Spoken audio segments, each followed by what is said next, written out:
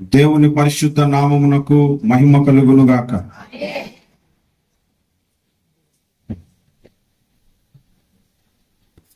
ఒకసారి విశాఖపట్నంలో ఒక పెళ్లి భోజనాలకి వెళ్ళాను. నేను పుట్టి పెరిగిన పట్టణం విశాఖ జిల్లా.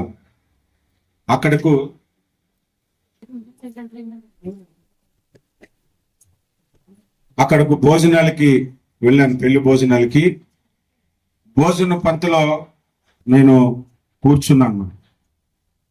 భోజన పంక్తిలో కూర్చున్న తర్వాత ఆ భోజనం వడ్డించేవాడు మొదట ఆకులేశారు. ఆకులేసిన 10 నిమిషాలకు కానీ అన్నం రాలేదు. సాధారణంగా ముందు ప్లేట్ పెట్టిన తర్వాత వెంటనే ఆకలేస్తుంది. ఎప్పుడైనా మీరు గమనించాను. ఆ ప్లేట్ రానంత వరకు ఆకలి అనిపించదు. ఈలో ఒక ఆయన వైట్ రైస్ వేసుకొని వచ్చాడు. అదేంటో నా పక్కూడి వరకు వేసుకొని వచ్చాడు. ఇక్కడికి వచ్చేసరికి ఎవరు పిలిస్తే ప్లేట్ కూడా వెళ్ళిపోయాడు. వెళ్ళిపోతే ఎలా ఉంటుంది అప్పుడు మనకి? ఆకలి ఇంకా రెట్టింపు అయిపోతుంది. నేను ఆయన వైపు చూస్తూనే ఉన్నాను. మళ్ళీ వస్తానని చెప్పి ఆ ప్లేట్ పెట్టి వెళ్ళిపోయాడు. అంతే, ఇంకా రాలే. తర్వాత వచ్చాడు భోజనం. ఇటువైపు నుంచి వడ్డించాలి కదా, మళ్ళీ అటువైపు నుంచి మొదలుపెట్టి ఇక్కడికి వచ్చేసరికి ప్లేట్లో రైస్ అయిపోయింది. అప్పుడు ఇంకా ఆకలి ఎక్కువైపోయి. హల్లెలూయా. నేను ఎందుకు చెప్పుకుంటానో మీకు అర్థమై ఉంటుంది. అర్థం అవ్వలేదు ఇంకా? వాక్యం పట్ల కూడా అంత ఆకలి ఉండాలి మనకి. హల్లెలూయా.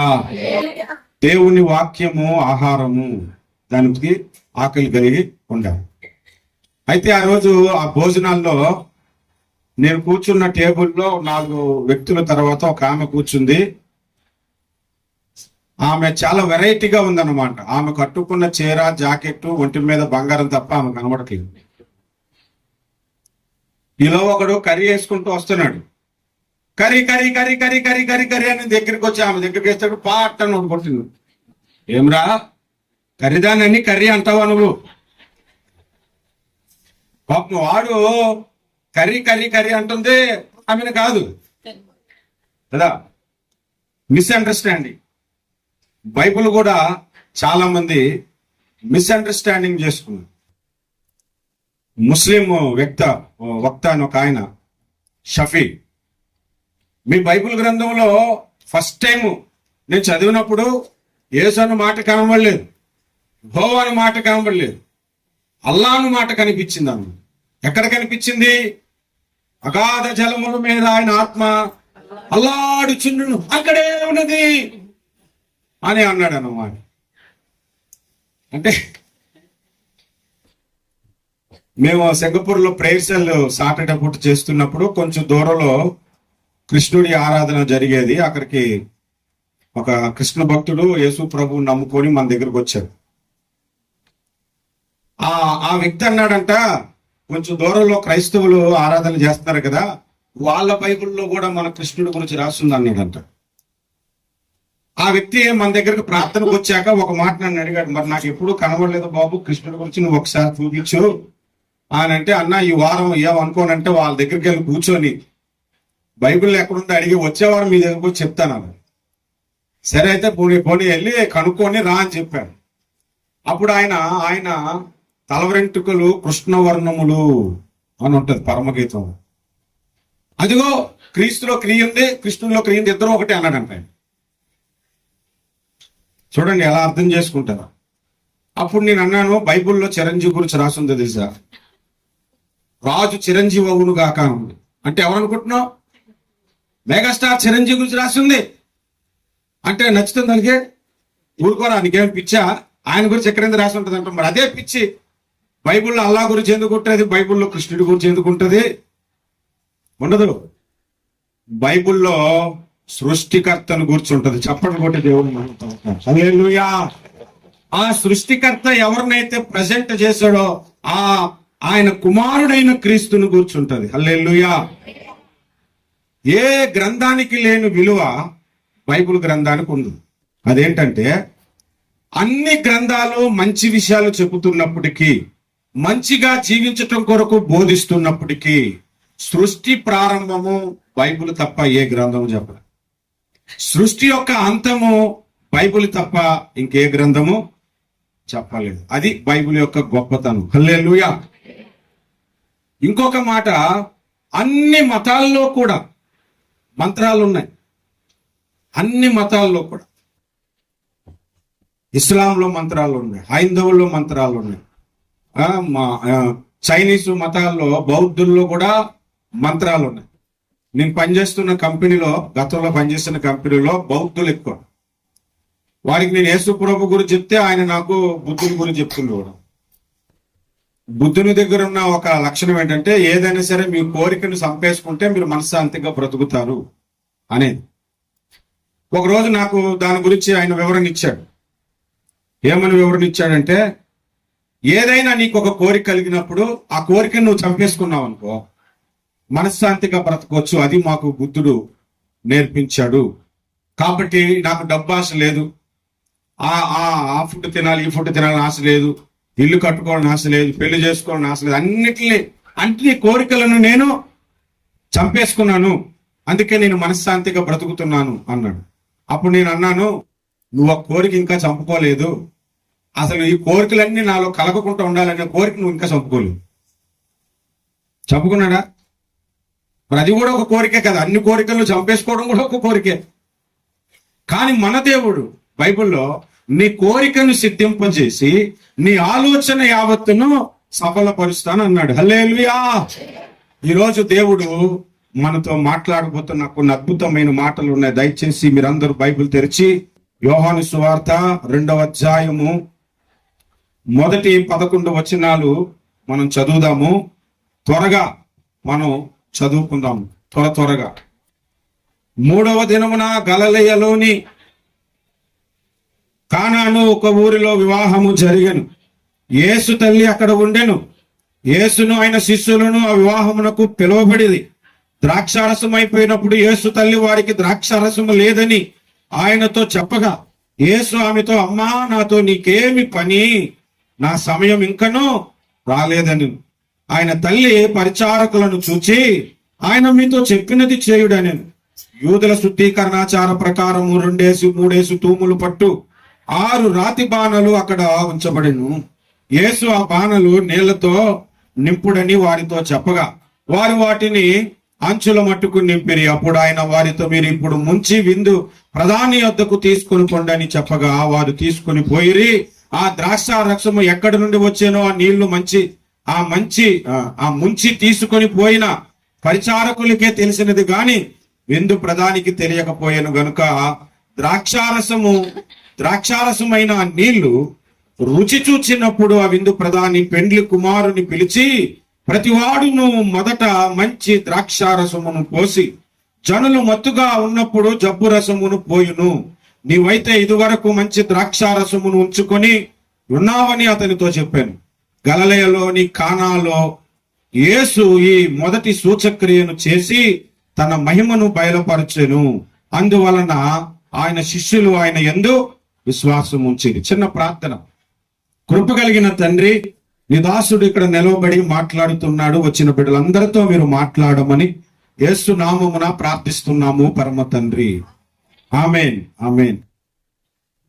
యేసు ప్రభువును గూర్చి రాయబడిన ఈ సందర్భం మీ అందరికీ బాగా సుపరిచయం. ఇందులో నుంచి నేనే దాదాపుగా 10 ప్రసంగాలు చేసి ఉంటాను. ఎప్పుడు చదివినా ఇంకా లోతైన విషయాలు అందులో నాకు ఇప్పటికీ కనబడుతూనే ఉన్నాయి. ఎందుకంటే ఇది జీవము కలిగిన దేవుని వాక్యము. ఎప్పుడు జీవింపజేస్తూనే ఉంటుంది, ఎప్పుడు వెలుగును మనకు కనపరుస్తూనే ఉంటుంది. ఇందులో ఒక ప్రధానమైన విషయం ఉన్నది.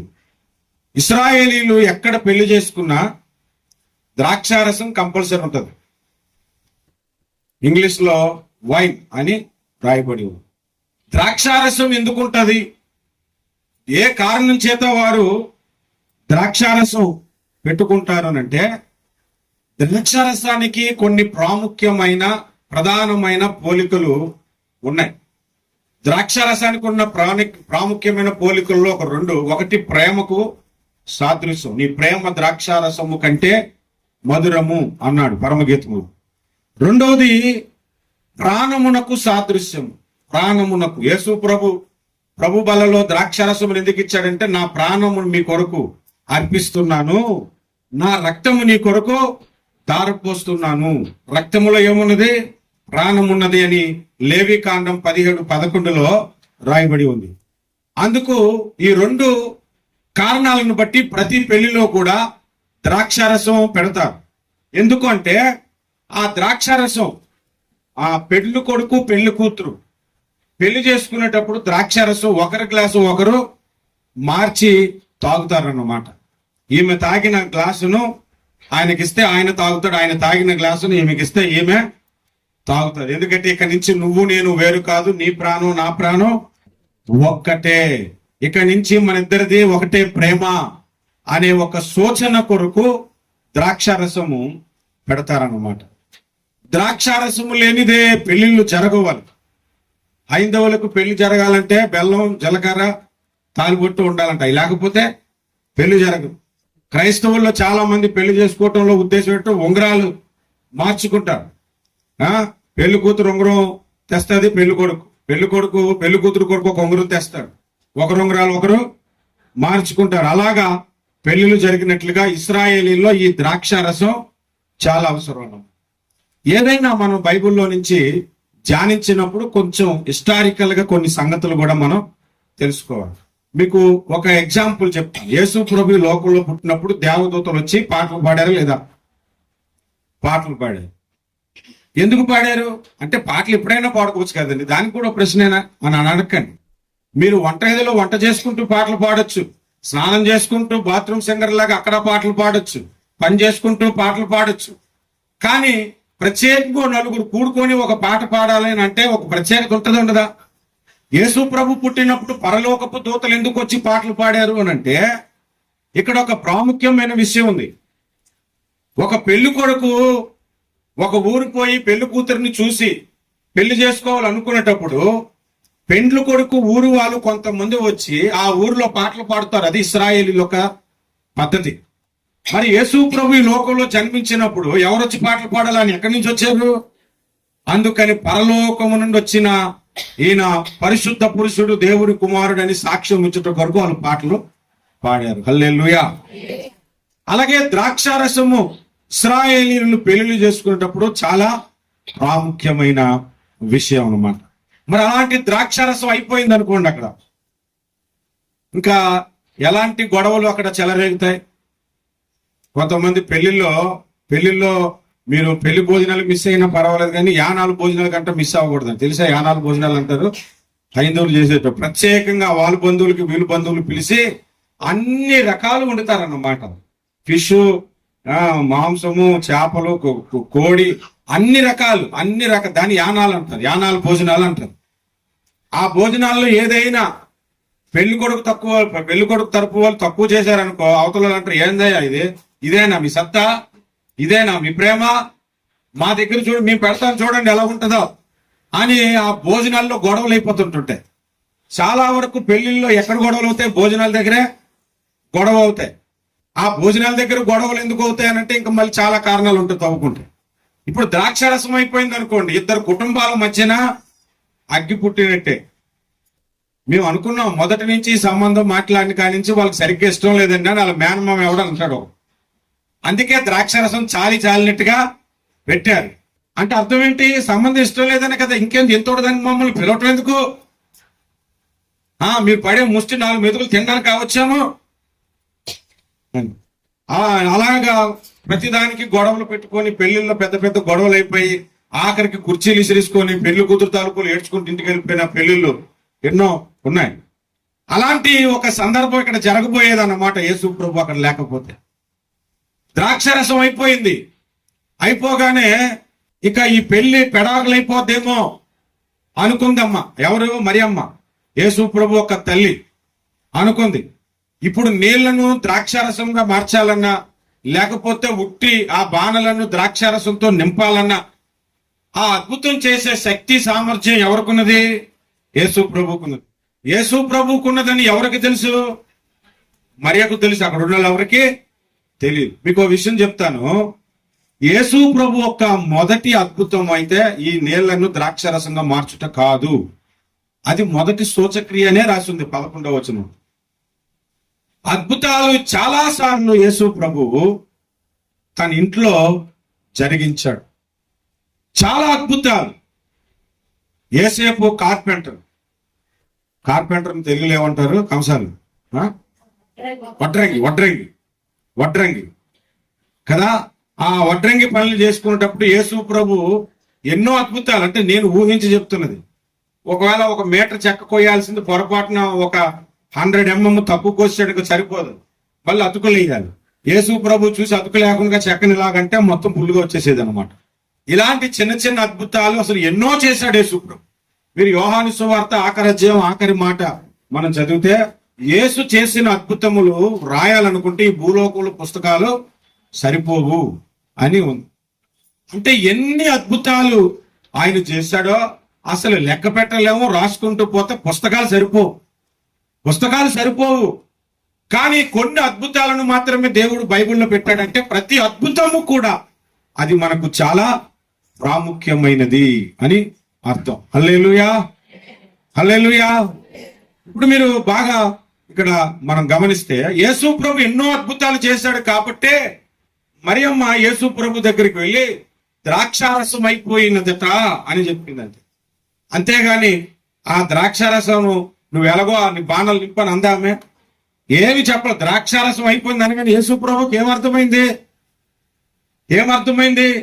అమ్మా నా సమయం ఇంకా రాలేదు అన్నాడు. అంటే దేవుడు చేయాలనుకున్న మొదటి సూచక్రియ ఏదైతే ఉందో అది అప్పుడు జరగాలనేది దేవుని చిత్తం కాదు. ఎప్పుడో దేవుడు స్టార్ట్ చేద్దాం అనుకున్నాడు. అది ఎక్కడి నుంచో దేవుడు స్టార్ట్ చేద్దాం అనుకున్నాడు. ఆ సమయం ఇంకా రాలేదు. రాకపోయినా కూడా మరియా ఆమె యేసు ప్రభుని అడిగిన ద్రాక్షారసం అయిపోయినది అని అంటే నా సమయం ఇంకా రాలేదు అన్నప్పుడు అద్భుతం ఎందుకు చేయాలండి చెప్పండి? ఆకలి వేస్తుందమ్మా అన్నం పెట్టంటే ఇంకా టైం అవ్వలేదు కదరా, అప్పుడేంటి ఆకలి అని అన్నా కూడా మనం ఏం చేస్తాం? కొడుకు అడిగాడు కాబట్టి మనం అన్నం పెడతాం, అది టైం కాకపోయినప్పుడు. యేసు ప్రభు మనం గమనిస్తే అది దేవుని సమయం కాదు.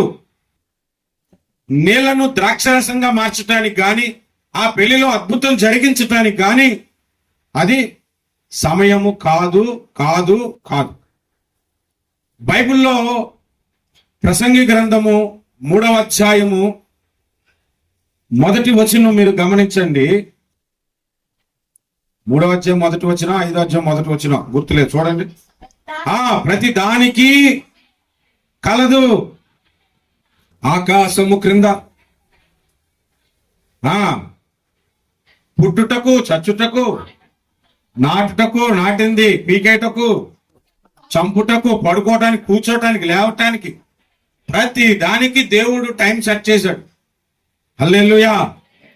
కూర్చోడానికి లేవటానికి అన్నిటికీ దేవుడు తన టైం ప్రకారంగా అన్ని జరిగిస్తూ ఉంటే మరి ఈ నీళ్లను ద్రాక్షరసంగా చేయటానికి కూడా దేవుడు ఒక టైం అనుకుని ఉన్నాడు కదా. అప్పుడు ఒక టైం అనుకున్న తర్వాత ఆ టైం రాక మునిపే యేసు ప్రభు కానీ అక్కడ అద్భుతం చేయటానికి ఇష్టపడ్డాడు. అది అందుకే నేను ఆరాధనలో ఈ మాట మీకు చెప్పాను. ఈ రోజు మీరు ఆశీర్వాదం పొందటానికి, దేవుని దీవెన పొందటానికి ఒకవేళ ఇది మీ టైం కాదేమో, కానీ దేవుడు మన కొరకు టైం కుదించుకొని ఈ టైంలోనే ఈ సమయంలోనే మనం పొందుకోవలసిన అద్భుతాన్ని పొందుకునేలా చేస్తాడు. హల్లెలూయా. ఎప్పుడు ఇది జరిగింది? మరియా వెళ్ళి అడిగినప్పుడు యేసు ప్రభు నిర్ణయించుకోడు, నేను ఇక్కడ అద్భుతం చేయాలి, నా సమయం ఇంకా రాలేదు అని ఎందుకన్నాడంటే ఇది నా సమయము కాకపోయినా నా తల్లి నన్ను అడిగింది కాబట్టి అని చేయటం అన్నమాట. అందులో ఒక ఆధ్యాత్మిక పాఠం ఏంటో తెలుసా? మరియమ్మ సంగమునకు సూచన. ఇది చాలా మందికి తెలియని విషయం. కొంచెం త్వరగా నేను చెప్తాను, మనకు మళ్ళా బీబీసీ చర్చిలో కూడా వాక్యం చెప్పాలి కాబట్టి. పరమగీతంలో మీరు తీయొద్దు కానీ అతని తల్లి అతనికి కిరీటము ధరింపజేశానని ఉంటుంది. సోలోమోన్ అంటే యేసు ప్రభువుకి కిరీటం ధరింపజేసిన తల్లి ఎవరు అంటే మరియమ్మ కాదు. భూమి మీద ఉన్న మరియమ్మ పరలోకంకి వెళ్ళాక యేసు ప్రభుకి కిరీటం పెట్టిందని కాదు అర్థం. యేసు ప్రభు తల్లి ఎవరంటే, యేసు ప్రభు ఒకసారి బోధిస్తూ ఉన్నప్పుడు తన తల్లి సహోదరులు వచ్చి ఆ జనంలో, ఆ క్రౌడ్ లో ముందుకు రాలేక ఒకరి చేత కబురు పంపించారు, ఇదిగో నీ తల్లియు నీ సహోదరులు నీ కొరకు వేచి ఉన్నారు అని. అప్పుడు యేసు ప్రభు ప్రసంగం మధ్యలోనే ఒక మాట పలికాడు, అది బైబిల్లో రాయబడింది. ఎవరు నా తల్లి, ఎవరు నా సహోదరులు అంటూ ఇంకో మాట ఏమన్నాడు, నా తండ్రి చిత్త ప్రకారం చేయు మీరే నా తల్లియో. ఇప్పుడు చెప్పండి, యేసు ప్రభు తల్లి ఎవరు? సంఘము. హల్లెలూయా, హల్లెలూయా, హల్లెలూయా. ఇప్పుడు మరియ వెళ్ళి యేసు ప్రభుని అడిగింది, ద్రాక్షారసం అయిపోయిందంట అని. అంటే అర్థం చేసుకోండి, సంఘం అంతా ఏకాత్మతో, ఏక మనసుతో, ఏక హృదయముతో ఒక వ్యక్తి కొరకు, లేదా సంఘములోని ఒక అవసరత కొరకు, లేదా సంఘములోని మీ సేవకుని కొరకు, ఒక అంశము కొరకు అందరూ కలిసి చేతులెత్తి ప్రార్థన చేసినప్పుడు అది దేవుని సమయము కాకపోయినా దేవుడు కార్యము చేస్తాడు. హల్లెలూయా. ఇది ఇందులో దాగి ఉన్న ఒక అద్భుతమైన ఆధ్యాత్మిక సత్యము. దేవునికి స్తోత్రం. హల్లెలూయా చెప్పరా? హల్లెలూయా. మీరు అలా సైలెంట్ అయిపోయారనుకో, సంఘం ఎత్తబడిందేమో, నన్ను వదిలేసి నేను భయపడాల్సి ఉంటుంది. అమ్మా, నేను రావాలని చాలా ప్రయాసపడుతున్నాను, నన్ను కూడా తీసుకెళ్ళండి. హల్లెలూయా. దేవుడు ప్రతిదానికి సమయము ఏర్పాటు చేశాడు. ఒకసారి నా ప్రసంగం ఒక ఆయన విని బాప్తిస్మం పొందట్లేదండి. ఎవడైనా ప్రసంగం వింటే బాప్తిస్మం పొందుతాడు, బాప్తిస్మం పొందట్లేదు. ఆ వ్యక్తి ఎవరో కాదు, మా వైఫ్ వాళ్ళ అన్నయ్య. ఎలాగ విన్నా, ఎలాగ చాలాసార్లు సేవాళ్ళు పెట్టాను అనుకోండి. బాప్తిస్మం పొందడు, పుట్టుక నుంచి క్రైస్తవుడే. ఆయన అసలు పేరు యేసురత్నం. అందరూ ఏసుగా ఏసుగా అని పిలుస్తున్నాడని, అందులోకి ఆ పేరు పెట్టుకుంటే నా కులం ఏదో తెలిసిపోద్దని అప్పట్లోనే 10,000 ఖర్చు పెట్టి విజయ్ కుమార్ అని పేరు మార్పించుకున్నాడు. మా వైఫ్ పేరు విజయ్ కుమారి, వీడు ఆర పెట్టుకున్నాడు అన్నమాట, మగోడు కాదు. చర్చిలకు తెలుసు, పాస్టర్లు అంటే తెలుసు. చిన్నప్పటి నుంచి రోమన్ క్యాథలిక్, లూథరన్ చర్చిలకు తిరిగి తిరిగి తిరిగి తిరిగి అన్ని ప్రసంగాలు వినేసి బాగా అదేంటి కొడితే దెబ్బ కొడితే ఉండలేకపోతారు కదా, అలాగ అయిపోన్నాడు అన్నమాట. బాప్తిస్మం పొందు పొందు పొందు అని వాళ్ళ చెల్లి ఎన్నిసార్లు చెప్పినా, వాళ్ళ ఆవిడ ఎన్నిసార్లు చెప్పినా, ఆ చర్చ్ పాస్టర్ ఎన్నిసార్లు చెప్పినా, ప్రసంగ గ్రంథం తీయండి, 3వ అధ్యాయంలో ఏముంది? ప్రతిదానికి సమయం కలదు. ఆ సమయం వచ్చినప్పుడు నేనే బాప్తిస్మం పొందుతాను అంటే ప్రతి ఒక్కరికి కూడా, అమ్మ ఇదేంటారు బాబు వాక్యం చూపించి మనతోనే మాట్లాడుతున్నాడు అని. ఒకరోజు నేను సింగపూర్ నుంచి అత్తాలింటికి వెళ్ళాను. మరి వచ్చిన తర్వాత ఎలా ఫీల్ అవుతారు కదా. వచ్చిన వెంటనే ఫస్ట్ మా అత్తాలింటికి వెళ్తే మా అమ్మ ఫీల్ అవుతుంది, వెళ్ళిపోయాడు. వచ్చిన వెంటనే ఇక్కడికి వస్తే మా అత్త ఫీల్ అవుతుంది, ఎంతైనా అలే కదా. ఏం చేయాలంటే ఒకసారి అటు ఒకసారి ఇటు, ఒకసారి హైదరాబాద్లో దిగి తెనాలి వెళ్ళటం, ఒకసారి విశాఖపట్నంలో దిగి ఇంటికి పోవడం. ఇంకా నేను వాళ్ళ ఇంటికి వెళ్ళాను. వెళ్ళగానే బాప్తిజం గురించి టాపిక్ వచ్చింది. వస్తే సుధా బైబిల్లోనే రాసి ఉంది కదా, ప్రతి దానికి సమయం కలుగుతుందండి. ఆ సమయం వస్తే నువ్వు చెప్పాలా నాకు, నేనే రా సుధా నువ్వే బాప్తిజం, లేకపోతే మా పాస్టర్ గారిని తీసుకెళ్ళి నేనే బాప్తిజం పొందుతాను అని అన్నాడు అన్నమాట. అవును కరెక్టే, నువ్వు చెప్పింది కరెక్టే, బైబిల్లో రాసి ఉంది ప్రతి దానికి సమయం ఉందని. ఆల్రెడీ ఆ సమయంలోనే నువ్వు ఉన్నావనే సంగతి నీకు తెలియలేదన్న. ఆ సమయం ఎప్పుడు ప్రారంభమైందో తెలుసా? నీకు యేసు క్రీస్తు దేవుడు ఆయన నీ కొరకు ప్రాణం పెట్టాడని సువార్త నీ చెవుళ్ళు పడింది చూసావు, నువ్వు విన్నావు చూసావు, అప్పుడు నుండి ఆ టైం స్టార్ట్ అయింది. ఆ సమయంలోనే ఉన్నావు, దానికి ఒక ముగింపు ఉంటుంది. ఆ సమయం దాటిపోయిన తర్వాత నువ్వు బాప్తిస్మం పొందినా కూడా అది చల్లదు. పేపర్ పట్టుకుని వాడు చదువుతున్నాడు అనమాట, ఆఫర్ ఉందని ఏదో షాప్ లో, జూలై 30 నుంచి ఆగస్టు 3వ తారీఖు వరకే ఆఫర్, బంపర్ ఆఫర్ అని. ఆ లోపే కదా వెళ్ళి కొనాలా బంపర్ ఆఫర్, తర్వాత వెళ్తుంటుందా అనగానే కొంచెంసేపు ఆలోచించాడు. ఆ సమయం ఎప్పుడో ఒక రోజు దేవుడు క్లోజ్ చేసేస్తాడు. ఆ తర్వాత నువ్వు బాప్తిస్మం నేను పొందమని చెప్పను, నువ్వు పొందినా చెల్లదు. చల్లని బాప్తిస్మం పట్టుకొని నువ్వు పరలోకానికి రావు. వాళ్ళందరూ చెప్పటం వేరు, పాస్టర్ సుదర్శన్ చెప్పటం వేరు, నువ్వు పొందితే పొందు లేకపోతే నరకానికి పో, నాకే నష్టమా అన్నా. నేను ఏమనుకున్నాడు తెలీదు, రాత్రి నిద్ర పట్టేది కాదండి, 3వ రోజు బాప్తిజం పొందాడు. హల్లెలూయా. ప్రతి దానికి సమయం ఉంది, కానీ దేవుడు కొన్ని సందర్భాల్లో మన కొరకు సమయాన్ని మార్చుకుంటాడనే సత్యం కూడా మనం తెలుసుకోవాలి. యెషయా గ్రంథము 38వ అధ్యాయంలో హిజ్కియా అను ఒక రాజును గురించి వ్రాయబడి ఉంది. అతను చాలా యథార్థంగా రాజ్యాన్ని పరిపాలించాడు, న్యాయంగా పరిపాలించాడు, దేవుని పక్షముగా రాజరికం చేశాడు. ఆయన ఒకరోజు ఆయనకి జబ్బు వచ్చింది. ఆ జబ్బు ఎట్లాంటిదంటే మరణకరమైన రోగము. మరణకరమైన రోగం అంటే ఈ రోజుల్లో క్యాన్సర్ లాంటిది. క్యాన్సర్కి మందు లేదు, వచ్చిందంటే ఇంకా టికెట్ కన్ఫర్మ్ అయిపోయినట్లే. ఎయిడ్స్కైనా పర్వాలేదు, కొంచెం లాంగ్ టైం మెడిసిన్ ఏది వాడుకొని బ్రతకొచ్చేమో, కానీ క్యాన్సర్ వస్తే అది 4th స్టేజ్ అయితే 4 నెలలకి సర్దేయడం. ఇంకా దేవుడు అద్భుతం చేస్తే తప్ప.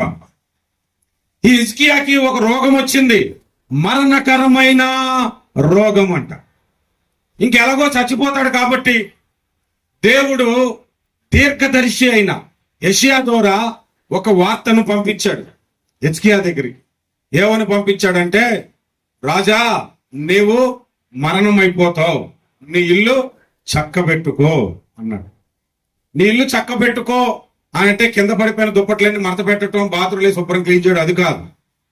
ఇల్లు చక్కబెట్టుకో అంటే నీ తర్వాత నీకు ఇల్లుగా ఇవ్వబడిన ఇశ్రాయేలీల రాజ్యం ముందు చూసావు, ఆ తర్వాత ఎవరిని రాజు చేయాలి, ఎలా పరిపాలించాలి, అన్ని బాధ్యతలు వాళ్ళకి నేర్పించేసి ఓ అని చెప్పాడు అన్నమాట. అప్పుడు హిజ్కియాకి ఏం చేయాలో తెలియలేదు. అప్పటికే బెడ్ మీద పడుకొని ఉన్నాడు ఆయన. ఒక గోడ పక్కన ఉంది ఆ బెడ్, గోడ కాన్ చేసి ఉంటది. చాలా మందికి రోగం వచ్చింది అనుకోండి, బెడ్ మధ్యలో వేయరు, ఒక గోడకి మూల వేసేస్తారు కదా, ఆ మూలకి వేస్తుంది. ఏగానే పడుకొని ఉన్నాడు, ఇలా చూశాడు, ఇటువైపు తిరిగి ఏడితే రాజు ఏడుతున్నాడు అని అందరూ అనుకుంటారు. అందుకని గోడ తట్టు తిరిగి ఎప్పటికీ తెలియకుండా సీక్రెట్ గా ఏడిచేశాడు. అయినా బైబిల్లో రాశాడు దేవుడు.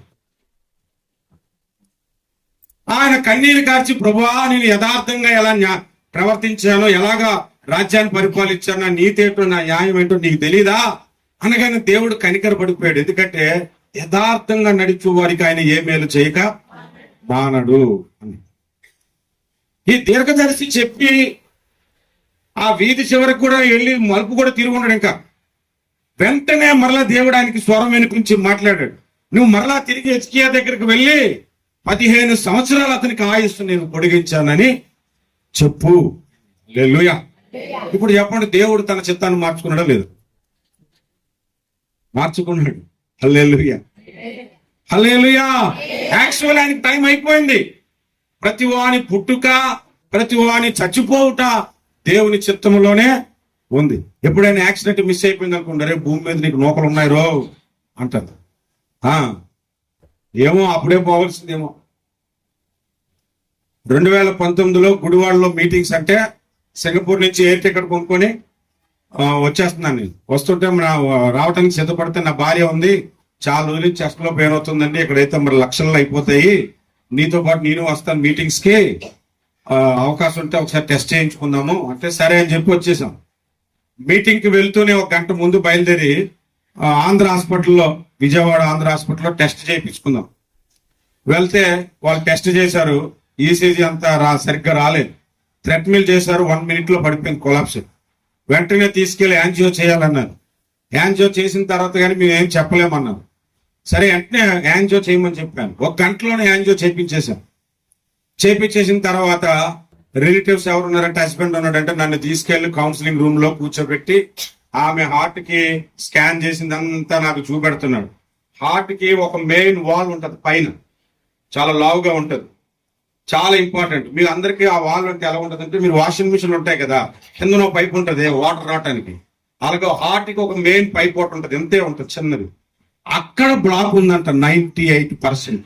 30% బ్లాక్ ఉంటే హార్ట్ స్ట్రోక్ వస్తుంది, మైల్డ్ స్ట్రోక్. 40 or 50% బ్లాక్ ఉంటే హెవీ హార్ట్ స్ట్రోక్ వచ్చి ఫస్ట్ స్ట్రోకే చచ్చిపోతారు.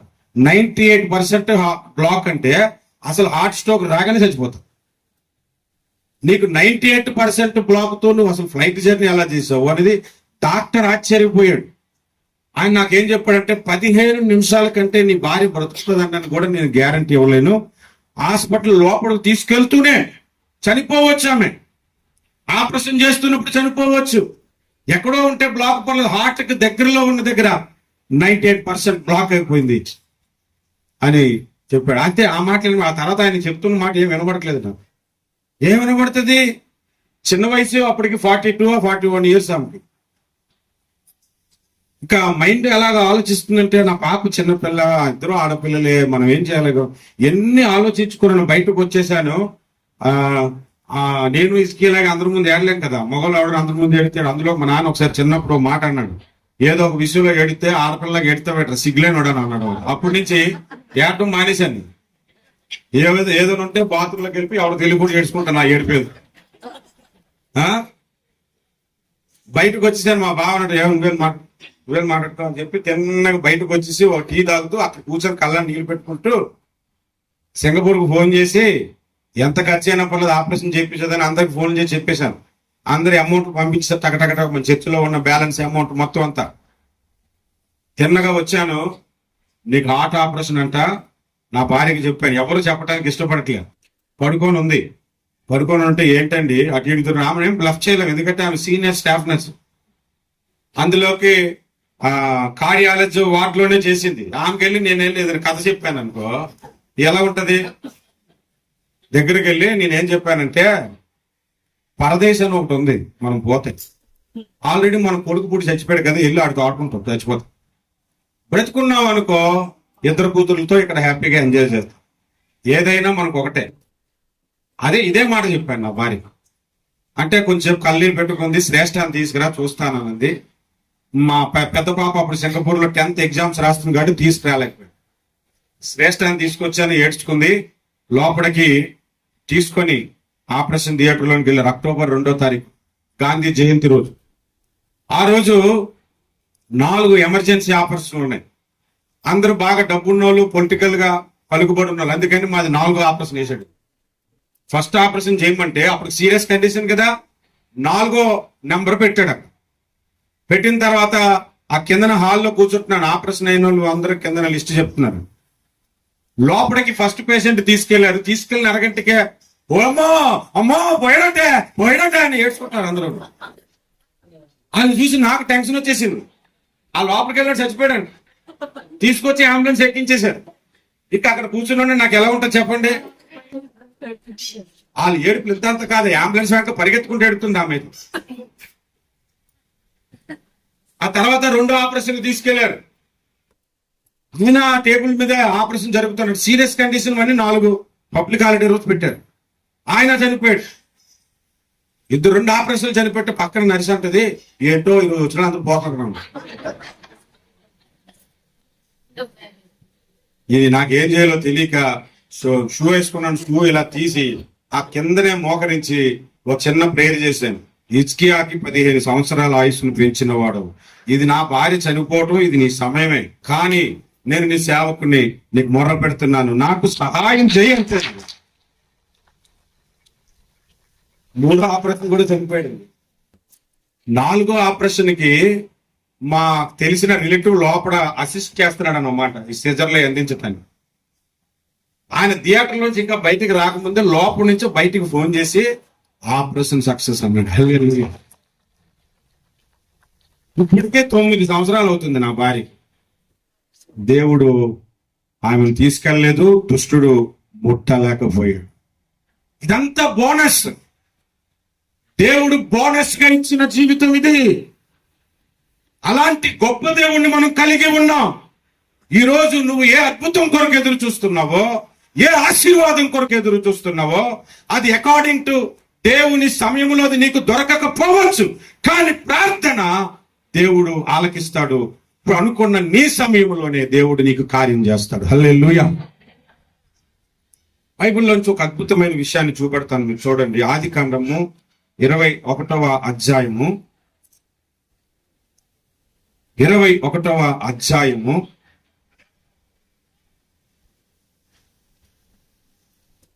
అబ్రహాముకి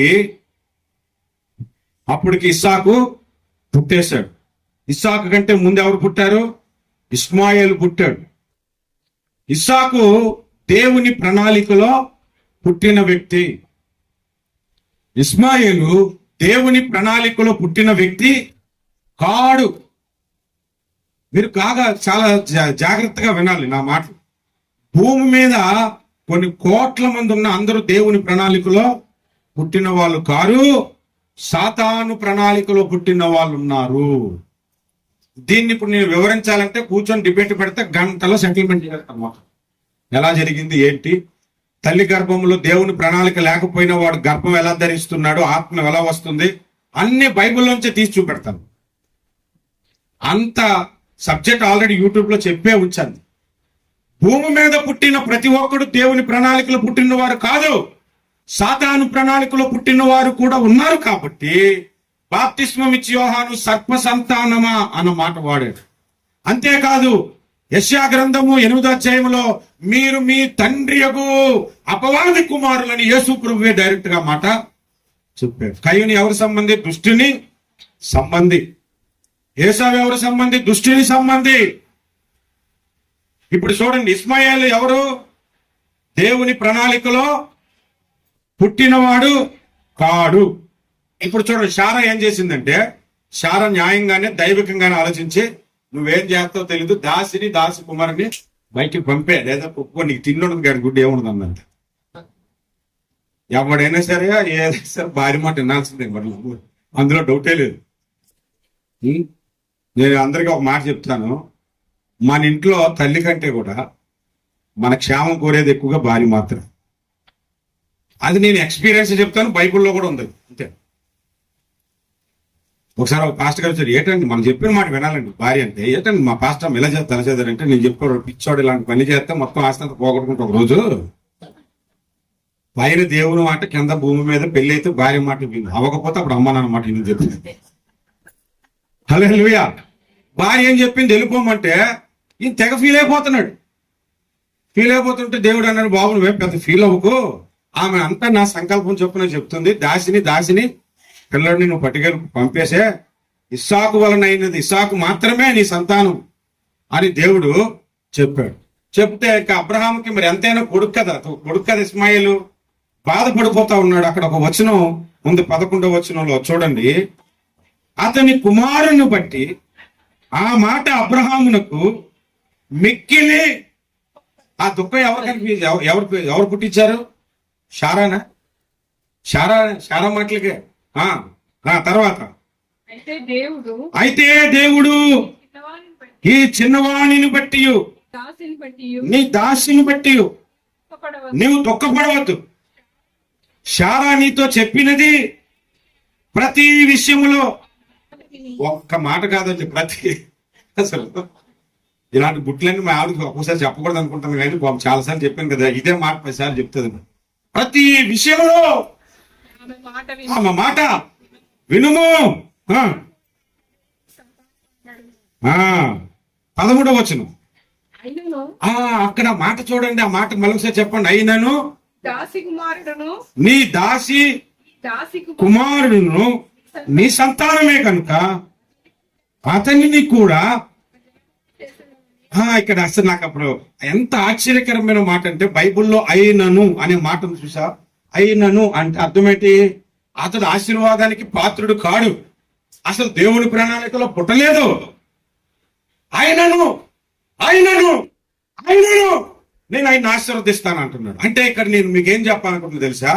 దేవుని ప్రణాళికలో పుట్టని ఇస్మాయేలే దేవుని చేత ఆశీర్వదించబడితే, దేవుని ప్రణాళికలో మనమందరము పుట్టాము, యేసు నామములో బాప్తిస్మం ద్వారా పుట్టాము.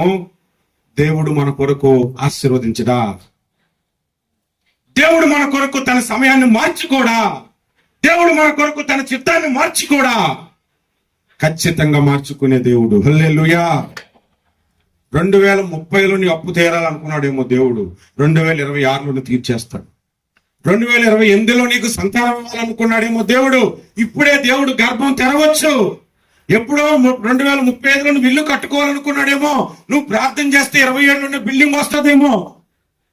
ఏదైనా సరే, ఎలాంటి పరిస్థితి అయినా సరే, దేవుడు కార్యము చేసి తన సమయాన్ని మన కొరకు మార్చుకునేవాడు.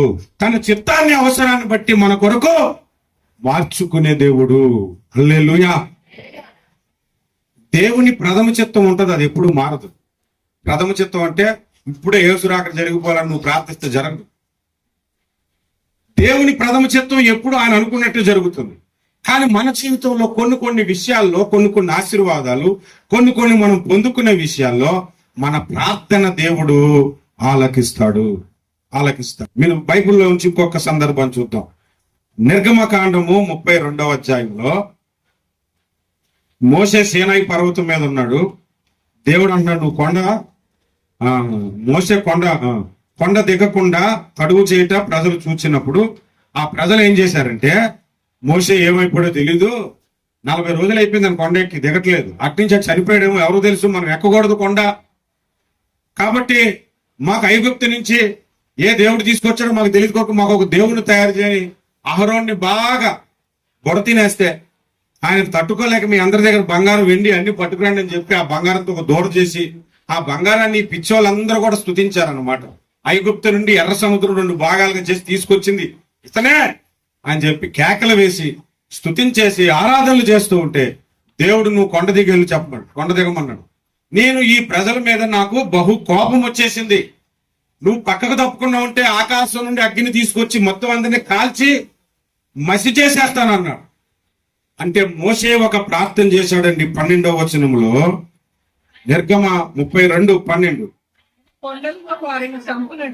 ఆయన కొండలలో వారిని చంపునట్లును భూమి మీద నుండి వారిని నశింపజేయనట్లును కీడు కొరకే వారిని తీసుకొని పోయినని ఐగుప్తులు ఎలా చెప్పుకొనగలను, నీ కోపాగ్ని నుండి మల్లుకొని నీవు నీ ప్రజలకు ఈ కీడు చేయక దాని గూర్చి. అసలు ఎంత ధైర్యం అండి మోసే అంత మాట్లాడితే సార్, ఆయనే చంపేయాలనుకుంటప్పుడు నేనెవడని అన్నాడా? వీళ్ళందరినీ తీసుకొచ్చి ఇక్కడ నువ్వు చంపేస్తే ఐగుప్తులు ఏమనుకుంటారు తెలుసా? వెంటనే మరో ఒక డిన్నర్ అరేంజ్ చేసేసి ఇక్కడ ఉంటే కనీసం ఈ డిన్నర్ లో ఏదో ఒకటి పిడిచిన ముక్కలైన తిన్నోడు అక్కడ పోయి చచ్చారని వాళ్ళు సంబరాలు చేసుకుంటారు, అందుకొరకే ఆయన ఇక్కడ తీసుకొచ్చావు అని ప్రార్థన చేస్తే దేవుడు తన చిత్తాన్ని మార్చుకున్నాడు లేదా? తర్వాత వచనాలు చూడండి. నీ సేవకులైన అబ్రహాము, ఇస్సాకు, ఇశ్రాయేలును జ్ఞాపకమును చేసుకునము, నీవు వారితో ఆకాశ నక్షత్రముల వలె మీ సంతానము అభివృద్ధి చేసి నేను చెప్పిన ఈ సమస్త భూమిని నీ సంతానమునికి ఇచ్చేదను, వారు నిరంతరము దానికి హక్కుదారులగుదురని వారితో మీతో నిశ్చయముగా చెప్పాను. అంతటా యెహోవా తన ప్రజలకు చేసేదనన్న చెప్పిన కీడు సంతాపబడిన కీడు చేయలేదు. సంఖ్యాకాండం 14:20 వచనంలో కూడా నీవు నీ ప్రజల పక్షంగా చేసిన విజ్ఞాపన నేను అంగీకరించి వారికి చేయాలనుకున్న కీడు నేను చేయటం మానేశాను అన్నాడు. సంఖ్యాకాండం 14:20 ఉంటుందండి అన్నమాట. యెహోవా నీ మాట చొప్పున నేను క్షమించి ఉన్నాను, అయితే నా జీవముతో. చూసారండి ఎంత గొప్పగా ఉన్నదో. మన ప్రార్థన ఆలకించి దేవుడు చేయాలనుకున్న కీడును ఆపేస్తున్నాడు. మన ప్రార్థన ఆలకించి మనం పొందుకోవలసిన ఆశీర్వాదం ఎప్పుడో పొందుకోవలసింది ఇప్పుడే పొందుకునేలాగా ప్రభు మనకి చేస్తూ ఉన్నాడు. ఎంత గొప్ప ఆశీర్వాదాలు దేవుడు బైబిల్లో రాయించాడు. మరియకు తెలుసు అది దేవుని సమయం కాదని, యేసు ప్రభుకి తెలుసు అది దేవుని సమయం కాదని. ఆయన ఆమె తల్లి ఏం చెప్పింది తెలుసా? పరిచారకుల దగ్గరికి వెళ్ళి ఆయన చెప్పినది మీరు చేయుడి అంతే. వీళ్ళు తీసుకెళ్లిపోయి నీళ్ళట ఆ వైపు చూడండి, వాళ్ళు ఏం చేశారంటే 6 రాతి బాణలు అక్కడ ఉన్నాయి, దానిని నీళ్లతో నింపండాను. వీళ్ళు వెళ్ళటం, ఓ బిందె నీళ్లు తీసుకోవటం, మోసుకొని రావటం, ఆ రాతి బాణల్లో పోయటం, ముంచినప్పుడు నీళ్ళే, తీసుకెళ్ళినప్పుడు నీళ్ళే, అందులో పోసినప్పుడు నీళ్ళే. వాళ్ళ విశ్వాసం ఎంత గొప్పదంటే ముందు బిందె నీళ్ళు మార్చు తర్వాత సంగతి నేను చూసుకుంటాను అనలేదు. 6 రాతి బాణలు పరిచారకులు వరుసగా తీసుకెళ్లటం, మోయటం, చేయటం. యేసుప్రభు అన్నాడు, ఒక మగ్గు తీసుకొచ్చి ముంచి తీసుకెళ్లి విందు ప్రధానికి ఇవ్వండి అన్నాడు. ముందు వాళ్ళు ఆ మగ్గు తీసుకొని వచ్చి ఆ జగ్గు తీసుకొని వచ్చి ముంచినప్పుడు నీళ్ళే, తీసినప్పుడు నీళ్ళే, పట్టుకొని వెళ్ళి విందు ప్రధానికి ఇచ్చినప్పుడు నీళ్ళే, విందు ప్రధాని పట్టుకునేటప్పుడు నీళ్ళే, నోట్లో వేసుకున్నప్పుడు ద్రాక్ష రసం. చప్పట్లు కొట్టించుతాం. హల్లెలూయా. మనం ప్రతి ఆదివారం ప్రభు బలలో పాల్గొంటామా? మనం త్రాగుతుంది ద్రాక్ష రసమా? నీ నోటికి నీ చూపుకి అది ద్రాక్ష రసం, లోపలికి వెళ్ళిన తర్వాత అది యేసు రక్తం. నా రక్తము త్రాగువాడు, నా శరీరము తిని నా రక్తము త్రాగువాడు నిత్య జీవము గలవాడు, అంచె దినమున నేను వానిని లేపెదను. దేవునికి స్తోత్రం. మన అంచె దినాన్ని ఎందుకు లేపడతామంటే, మామూలుగా యేసు శరీర రక్తాల్లో పాల్గొనలేదు అనుకోండి, మనం లేపడం. యేసు శరీర రక్తాల్లో మనం పాల్గొనేటప్పుడు ఆయన శరీరము ఆయన రక్తము మనలో ఉంది కాబట్టి దుష్టుడు నువ్వు మృతుల్లోంచి లేపేటప్పుడు ఆటంకపరచలేడు. అంతే. అందుకు మనము తిరిగి లేపబడతాము.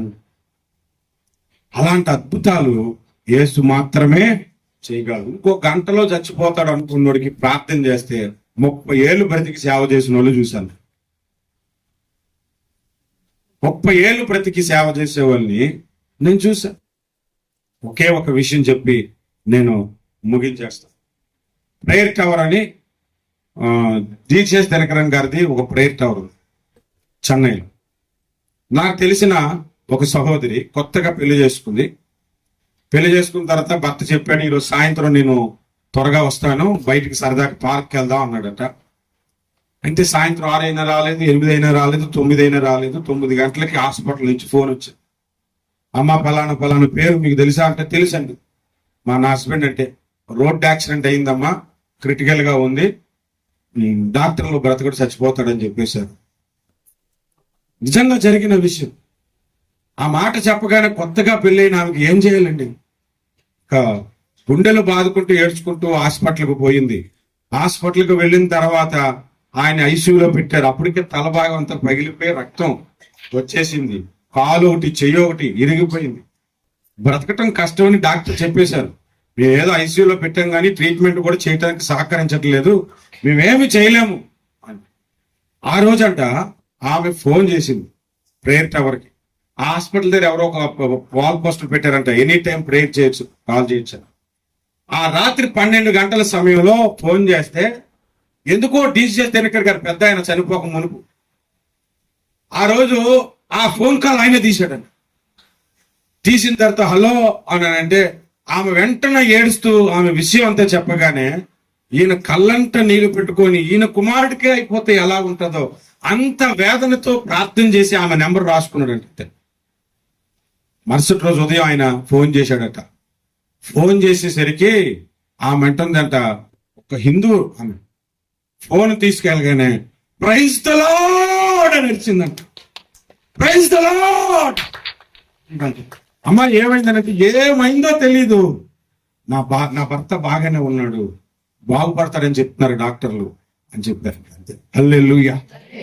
దేవుడు అసాధ్యములను సాధ్యపరిచేది. ఏ సమస్య కొరకు, ఏ ఇబ్బంది కొరకు ఈ ఆదివారం నువ్వు దేవుని మందిరంలో ఉన్నావో ఆ సమస్యను దేవుడు చూస్తున్నాడు. దేవుని సమయం కాకపోయినా నీ కొరకు ఆ సమయాన్ని చేసే దేవుడు. అందరూ ఒకసారి లేచి నిల్చున్నావా? పాటలు పాడగలిగిన వాళ్ళు ఏమైనా చేయగలవు అనే పాట పాడదాం. నా దగ్గర లేదు lyrics. Please subscribe to our channel, press the notification button and like our videos.